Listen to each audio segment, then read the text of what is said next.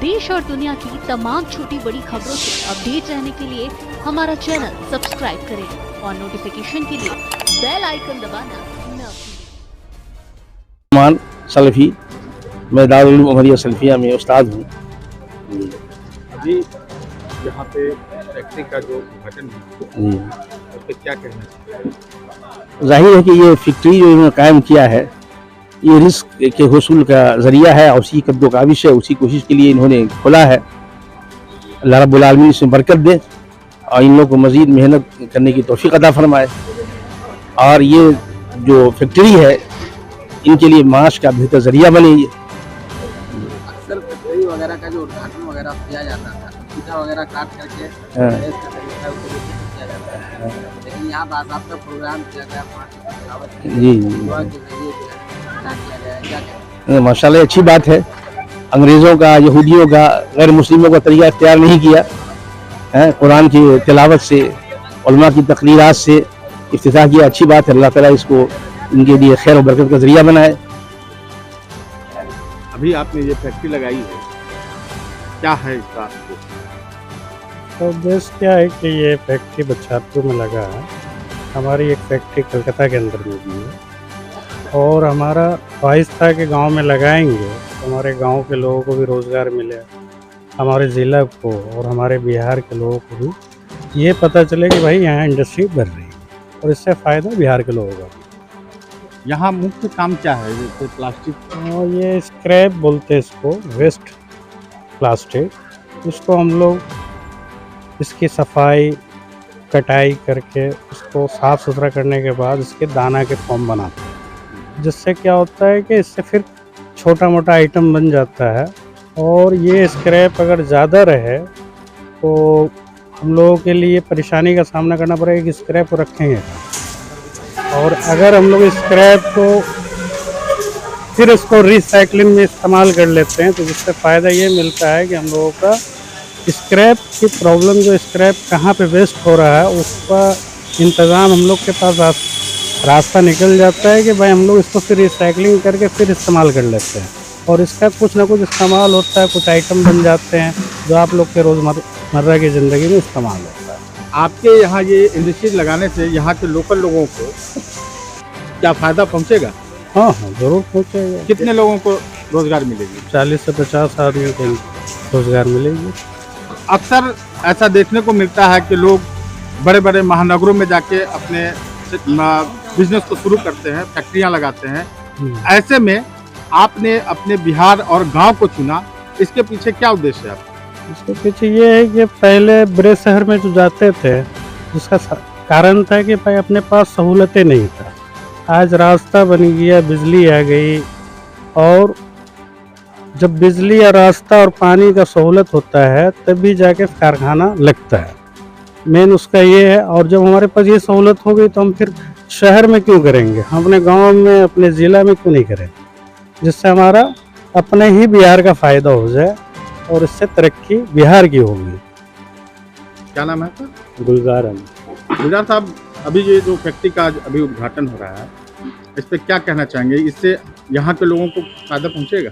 हाँ, गांव वाले को फ़ायदा पहुँचेगा। कितने लोगों को रोज़गार मिल जाएगी लगभग? कम से कम 50-100 के टारगेट। तो ये जो प्लास्टिक का कचरा है इकट्ठा हुआ है यहाँ पे आप लोग ले रहे हैं, इसका क्या करेंगे?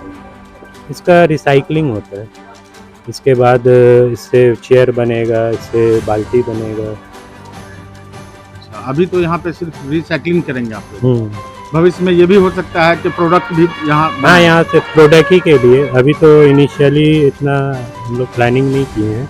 ये तो आधा अधूरा अब्बा का छूट गया था, इसको बढ़ाने के लिए है। और हमने टेक्निकल एजुकेशन में, मैकेनिकल इंजीनियरिंग में हमने ग्रेजुएशन कंप्लीट की है और माशाल्लाह अपनी खिदमत अपने देश को देते हुए विदेश में भी खिदमत दे रहे हैं। सऊदी अरबिया में हम वहाँ फायज़ हैं और माशाल्लाह वहाँ अपनी खिदमत बड़े अच्छे तरीके से हम खिदमत दे रहे हैं वहाँ पे। और यही मेरा कहना होगा कि माशाल्लाह इन्होंने जो स्टार्टअप किया है बहुत ही अच्छी बात है।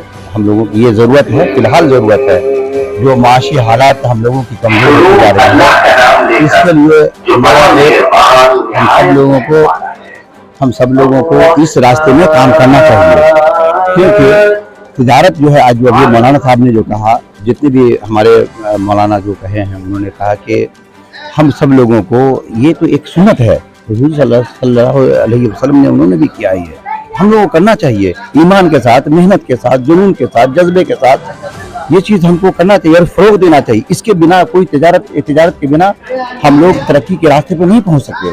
और ख़ास तौर पे हमारी कौम को अभी बहुत ज़्यादा मेहनत की ज़रूरत है। हमें इसमें तिजारत में आना चाहिए। तिजारत में हमें इस्लाम ने कभी रुकावट नहीं डाली है।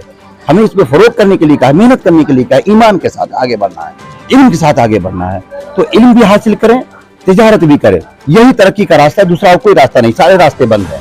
और ख़ास तौर पे हमारी माशाल्लाह जो गवर्नमेंट है अभी हैंड होल्डिंग है, हमें सपोर्ट करती है, स्टार्टअप्स के लिए, नए नए स्टार्टअप्स के लिए सपोर्ट करती है, तो हमें उसमें आना चाहिए, हमें इसका फ़ायदा उठाना चाहिए और तरक्की के रास्ते पर आगे बढ़ना चाहिए। जब तक आप कौम की खिदमत नहीं कर सकते हैं, जब तक आप तिजारत नहीं करेंगे। तिजारत करते हैं तो किसी को जॉब दे सकते हैं, नौकरी दे सकते हैं, किसी का रोजी रोजगार चल सकता है।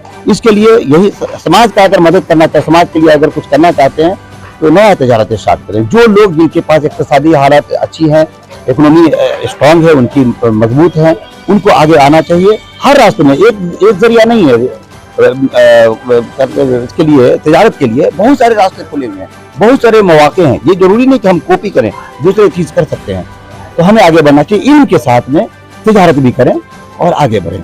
ये हमारी अपनी कौम से यही है, अपना ये इल्तिजा है, कोशिश करना चाहिए इसमें। मेरा नाम जफरुल इस्लाम, मेरा मकान आवापुर हुआ। क्या कहना चाहेंगे आपके इलाके में जो है जी, आज इस तकरीब में आने का एक मौका मिला, हमारे इमरान साहब ने दावत दिया तो मैं आया अपना कीमती वक्त निकाल करके, तो बड़ा अच्छा लगा। इनके चचा मोहतरम अंसार उर्फ मोही साहब, मकसद था कि एक फैक्ट्री कायम हो और कुछ लोगों को रोज़गार मिले, ये सोच करके कायम किया। लेकिन बेचारे अल्लाह को वो प्यारे हो गए। अब उनके जो औलाद हैं, उन औलाद को चाहिए कि उनके ख्वाब को पूरा करें और बहुत ज़्यादा से ज़्यादा लोगों को रोज़गार का मौका मिले। जो लोग हमारे माशरे में जो रोज़गार न मिलने की वजह से लोग परेशान हाल हैं, दैनिक मजदूरी के लिए परेशान हैं, एक अच्छा मौका मिला है, लोगों को कुछ कमाने का एक ज़रिया मिलेगा और कुछ अपने परिवार को चलाने का मौका मिलेगा।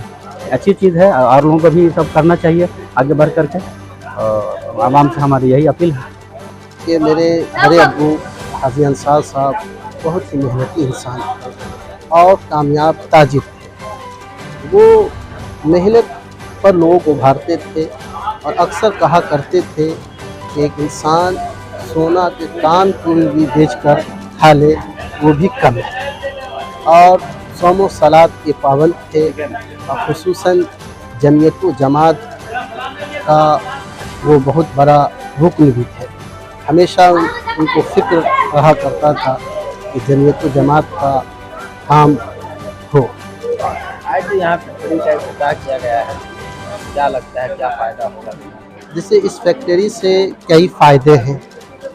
सबसे पहला फ़ायदा तो ये है कि इस फैक्ट्री में जो भी 25-30 लोग जो काम करेंगे उनके ज़रिए उन लोगों को रोज़गार मिलेगा।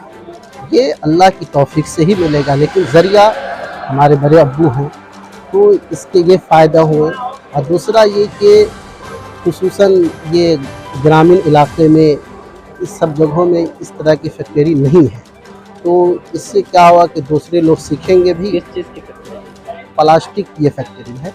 क्या काम किया जाएगा इससे? मतलब इसका काम ये होगा कि ये प्लास्टिक को मशीन में डालकर दाना जो बनता है, ये दाना से पहले जो काम होगा ये काम।